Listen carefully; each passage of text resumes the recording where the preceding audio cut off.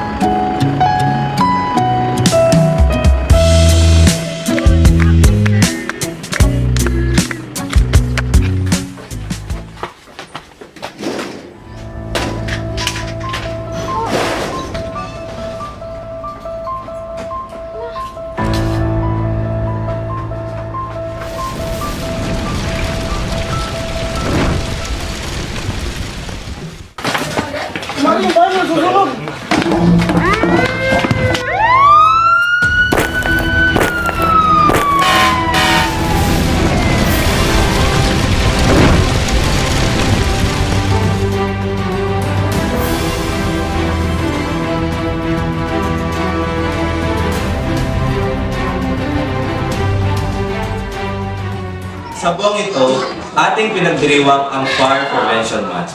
Narito ako upang bahagi sa inyo ang ilang mahalagang paalala upang makaiwas sa sunog. Panoorin natin to. Narito ang mga paalala para maiwasan ang sunog. Una, ilagay ang posporo at lighter sa mataas na lugar na hindi abot ng mga bata. Ikalawa, bunutin sa saksakan ng mga appliances pagkatapos gamitin para hindi mag-overheat. Pangatlo, ilayo ang kandilang may sindi sa mga bagay na maaaring magliyab tulad ng tela o kahoy.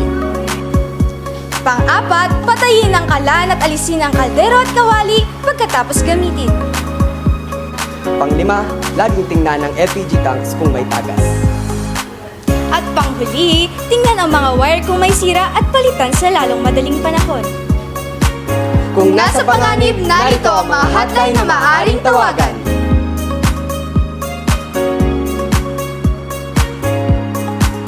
Dapat laging tandaan, sa pag-iwas sa sunog, di ka nag-iisa.